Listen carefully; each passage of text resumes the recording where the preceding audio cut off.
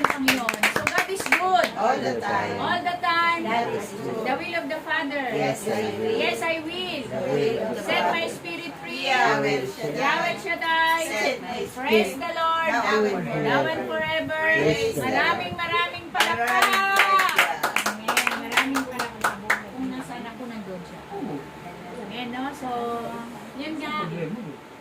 Naririto na naman tayo sa aking gawain at patuloy na pinagsasaluhan natin ang salita ng Diyos. Amen? So, malakas sa palakpak sa ating Panginoon.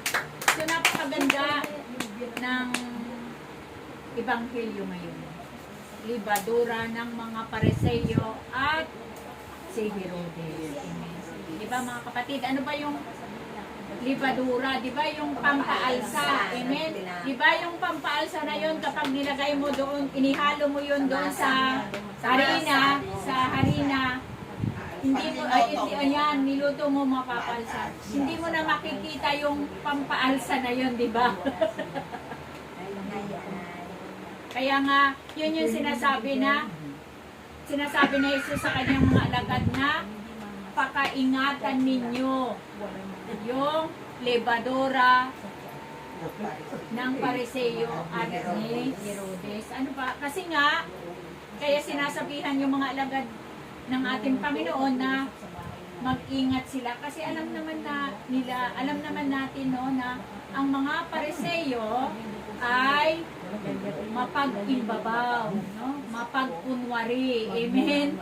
Magagaling silang magsalita ng magagaling silang magpahayag ng salita ng Diyos, no? Pero wala silang pag-ibig. Amen. Kasi ang nais nila palagi ay maparangalan sila ng tao. Amen.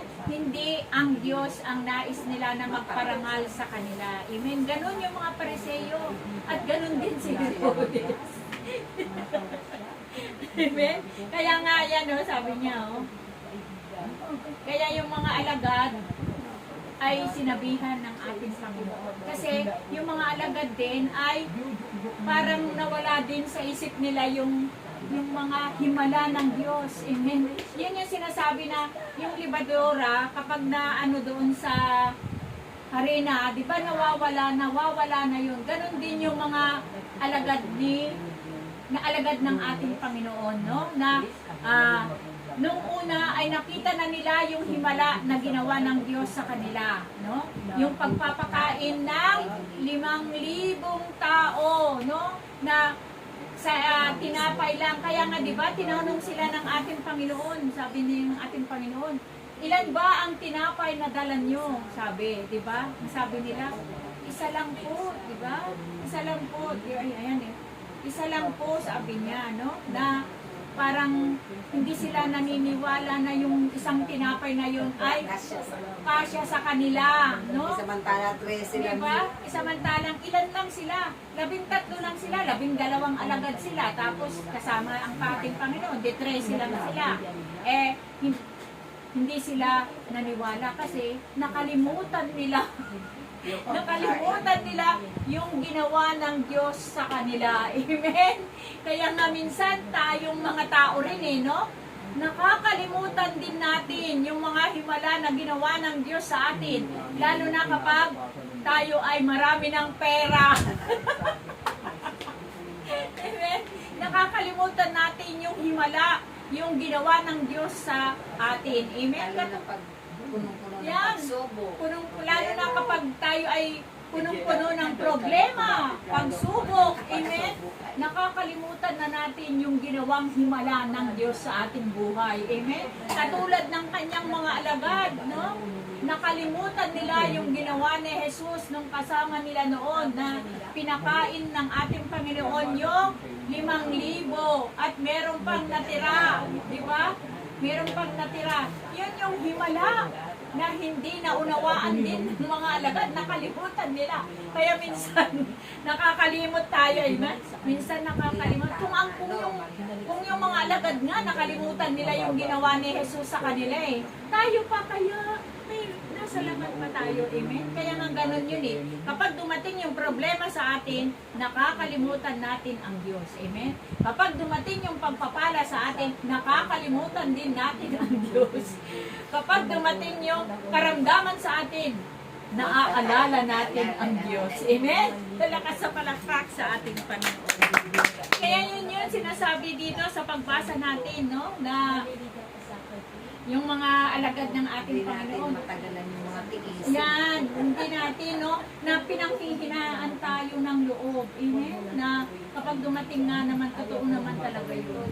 Na kapag wala ka sa Diyos talaga, kapag dumating yung mga pagsubok sa iyong buhay, ay kung wala ka sa Diyos, hindi mo kilala ang Diyos at hindi ka naglilingkod sa Diyos, ay tunay na ikaw ay maluluka. Baka mamaya Bilang ka na ng langaw. Papatay ka na.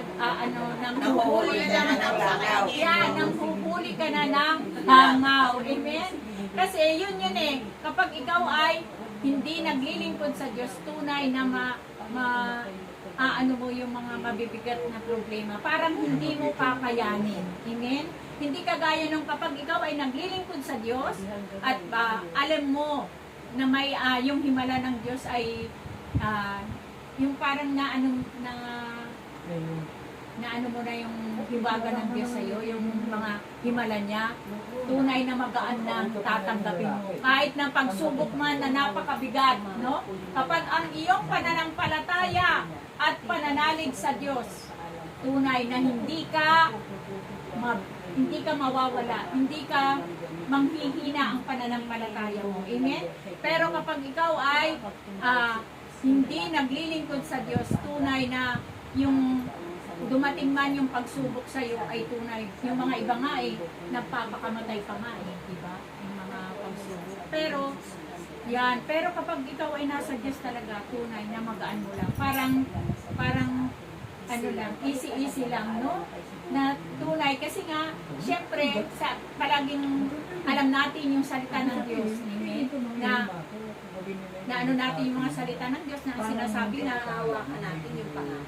yan, yung pangako ng Diyos, no? Na hindi tayo pababayaan. Sabi nga yung mga pagsubok daw na yan sa ating buhay, kasama natin ang Diyos. At saka hindi naman tayo bibigyan ng Diyos ng pagsubok na hindi natin kakayanin. Amen? Kasi nga, kasama natin ang Diyos. Amen? Malakas sa palakpak sa ating Panginoon. Kaya nga, sabi nga, magtiwala lang tayo sa Diyos. At saka yung mga sabi nga, huwag natin daw papatulan yung mga hindi natin kalebo. Yan ang mensahe. Ako napapatulan. Kaya sinasabi nila, huwag mong patulan yung hindi mo kalebo. Kasi syempre minsan, yun din pa rin yung parang pinanghihinaan ka rin, pagod, ganun. Kaya napapatulan mo rin. Amen? Yan. Kaya nga, no, tunay na talaga, kapag ikaw ay nanalig at nagtiwala sa Diyos, no, tunay na hindi ka mabibigo. Yun yung pangako ng Diyos, no? Yung panghawakan natin, yung pangako ng Diyos na akong si Yahweh, yung kanyang tipan na pangako, akong si Yahweh ang siya lamang ninyong paglilingkuran. Kung magkagayon, pasasaganahin ko kayo sa pagkain at inumin at ilalayo sa anumang karamdaman. Kaya nga, mga kapatid, patuloy tayo, no? Panghawakan natin yung pangako ng Diyos, yung mga ginawang hiwaga, himala ng Diyos sa ating buhay. Tunay na panghawakan natin yun at hindi niya tayo pababayaan.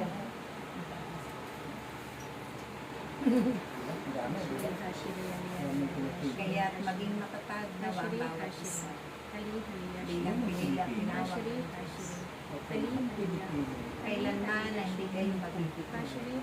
Sa kanya na ipagpatuloy nyo lamang at manatili sa paglilingkod sa piling magkakayon at ipakikilala dahil ang katiyakan ay laging natulog sa Malakas sa palakpak sa ating Panginoon. No?